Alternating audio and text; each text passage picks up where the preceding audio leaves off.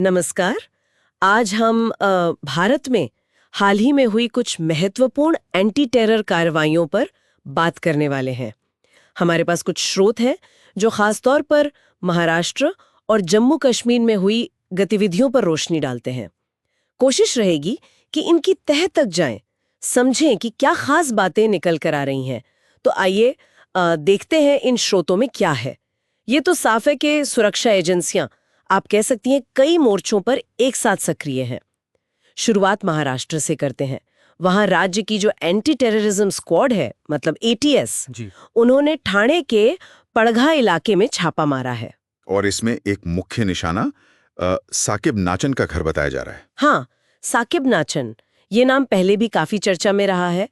वो जो प्रतिबंधित संगठन था SIMI, Students Islamic Movement of India, जी। उसका पूर्व सदस्य रहा है। और उसको, अगर आपको याद हो, 2002-2003 के मुंबई सेंट्रल और मुलुंड बम धमाके, इन 2 मामलों में दोषी पाया गया था।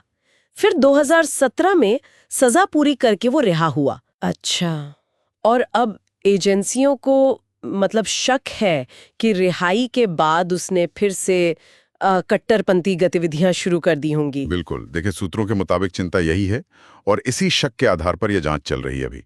अभी पुख्ता तौर पर तो कुछ कहा नहीं जा सकता, लेकिन हाँ, एजेंसियां सतर्क हैं। ये अपने आप में एक चुनौती भी है कि सजा पूरी कर चुके लोगों पर नजर कैसे रखी जाए। सही कहा आपने। ये तो एक पहलू हुआ। अब अगर हम जम्मू कश्मीर की तरफ देखें तो वहां भी काफी कुछ हलचल है। 2 अलग-अलग तरह की कार्रवाइयों का जिक्र है हमारे स्रोतों में। जी जी, पहले कश्मीर घाटी की बात करते हैं। वहां पर जो जम्मू कश्मीर पुलिस की काउंटर इंटेलिजेंस कश्मीर यूनिट है, CIK, उसका काम ही है खुफिया जानकारी जमा करके आतंकी गतिविधियों को रोकना। तो उन्होंने कई जगहों पर तलाशी ली है। मकसद साफ है, ऐसे लोगों का पता लगाना जिनके तार शायद आतंकी संगठनों से जुड़े हों। तो क्या ये माना जाए कि ये हाल में जो इलाके का माहौल बिगाड़ने की कोशिशें हुई हैं, उसके जवाब में है? लगता तो यही है। और ये दिखाता है कि एजेंसियां सिर्फ कुछ खास लोगों पर ही नहीं, बल्कि जो पूरा एक संदिग्ध नेटवर्क हो सकता है, उस पर नजर रख रही हैं। खासकर उन इलाकों में जहां पहले भी गड़बड़ी फैलाने की कोशिशें हुई हैं। और घाटी के अलावा जम्मू प्रांत में भी एक बड़ी कार्रवाई हुई है। हम्म, ये राज्य जांच एजेंसी यानी SIA ने की है ना। SIA तो खास तौर पर आतंकवाद से जुड़े जो जटिल मामले होते हैं, उनकी जांच के लिए बनी है। हाँ हाँ, ये काफी बड़ा ऑपरेशन लगता है। SIA ने 4 जिलों में पुंछ, राजौरी, उधमपुर और रामबन, कुल मिलाकर कोई 18 जगहों पर एक साथ छापे मारे। पुंछ में सबसे ज्यादा थे, सूरनकोट में 12 और हवेली तहसील में 3, मतलब कुल 15 जगहें वहीं थीं। 18 जगह, मतलब ये एक बड़ी कह सकते हैं पूरी योजना के साथ की गई कार्रवाई थी। बिल्कुल। और इसका जो घोषित लक्ष्य है, वो जम्मू प्रांत में स्लीपर सेल, मतलब वो लोग जो सामान्य दिखते हैं पर गुप्त रूप से आतंकी नेटवर्क का हिस्सा होते हैं, और जो पूरा आतंकी ढांचा है उसको ध्वस्त करना था। इसमें उन्होंने स्थानीय पुलिस और मजिस्ट्रेट का भी सहयोग लिया।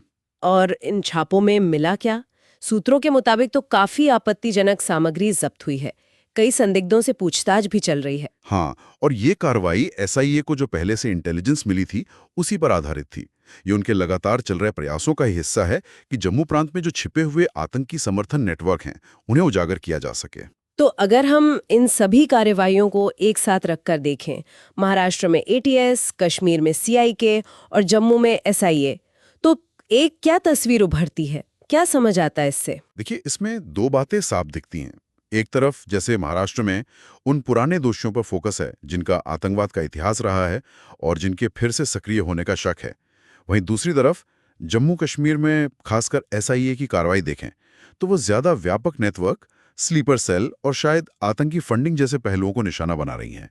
तो ये दिखाता है कि अलग-अलग एजेंसियां अपनी अपनी विशेषज्ञता के हिसाब से एक बड़ी समन्वित रणनीति के तहत काम कर रही हैं। मतलब ये तो साफ है कि सुरक्षा एजेंसियां काफी सक्रिय हैं और किसी भी तरह के खतरे से निपटने के